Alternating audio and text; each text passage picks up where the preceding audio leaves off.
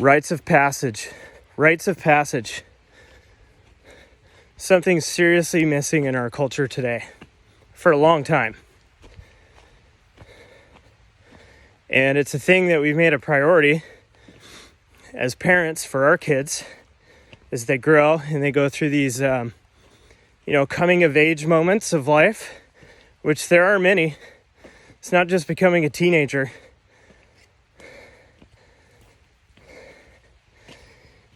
We've made it a priority to create ceremony, daily habits, all these sorts of things to remind them that they're part of something. And they also have that part of them that is always going to be there, that's connected to something, and that's bigger than just their body at this time. It was something really lacking for me growing up. So when I passed through adolescence, going into teenagehood, it was really easy for me to fall into really bad habits, getting into trouble, constantly looking for something.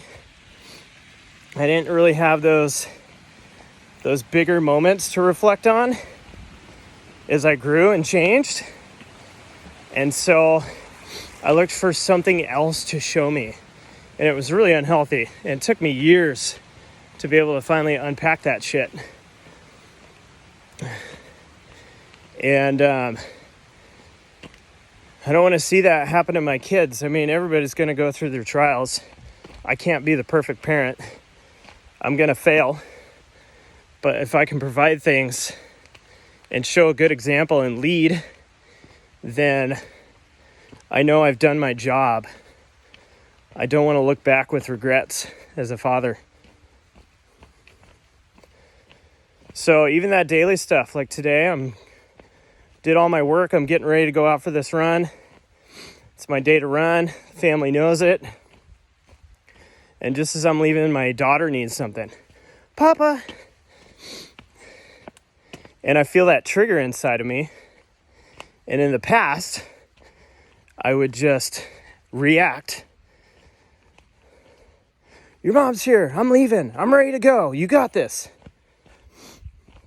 But she needs me. She needs her papa. And I have to think, this is only going to take me 2 minutes.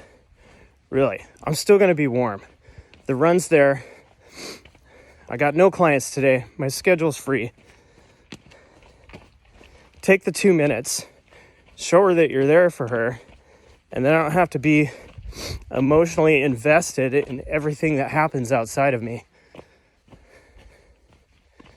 So little things like that. That's a little rite of passage, I'm hoping. She has somebody that she can look to as an example, because God knows my kids don't listen to me. They look, they absorb. I hear my son, and he's just like me in so many ways. And I didn't tell him most of that stuff. He just is. He's his own person. He's got his own personality. He has his own karma. But ultimately, he looks at me because I'm his father. I'm a man. He knows he's going to be a man someday. He's identified with that. And so he's emulating every single day. How do I react? How do I show up? Where am I? What am I doing? Is my word true? Am I congruent with what I'm saying? Do I say shit and then do something else? He sees that and he absorbs it. And then that helps to shape who he is in the world. And so I want him to be as prepared as he can be and the most amazing person he can be, and have those tools to help him to navigate that stuff. He's coming up into adolescence. And I know that it's not going to be a knife and a breechcloth and 7 days in the woods and we'll see you on the other side. Now you're a man. But we need to recognize it, these changes coming up, and see him for who he is, and acknowledge that these changes are happening, and they happen for everybody. And you can come in on the other side of that change stronger, more aware of yourself, more at peace, and understanding that challenges are ahead, but you can rise to the occasion. And the same thing for my daughter. She's going to have her things too. She's going to need those rights. And it's great that she has a mother and a father to help her. And I think it's important to bring the people in our community into that too. We've already done a couple events. When my son turned 7,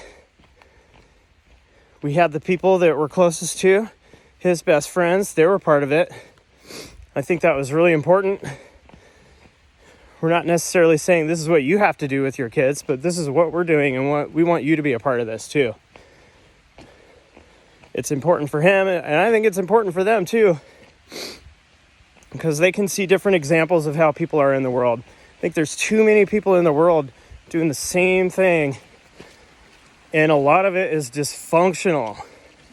People aren't growing, they're settling too much. And I feel it right now. I feel people's frustration with it. I think people don't even know what it is, but they know something is off, and it's been off for a while, and they're not going anywhere. It's not working. What worked before is obsolete at this point. I think it's all for the better. A lot of it hurts right now. I see a lot of people in pain. I work with a lot of people. Every day I'm with people. And I see a lot of pain and sadness that I never saw before. And I think it's good that it's coming out. I think people can hide things really well. And a lot of this sadness has been hidden and comes up. When shit gets real, you really see who you are. You really understand what tools you have and how you were prepared for it. So if you didn't get a rite of passage, make it a mission to create it. If you aren't a parent, maybe you're an uncle, maybe you're a really good friend, and you can be there for those kids. You don't have to be a parent to be a role model, to be somebody for somebody, to show up. I know that even my son looks to other people, other men, other women, who can be mentors for him, who can show him things that I can't always show, but they're important. And you can do that too. I think we can all be there for somebody and be there for ourselves. We got to show up for ourselves and stop hiding. Stop looking for the easy way out. Stop looking for these masks, these vices, these temporary things. It's time.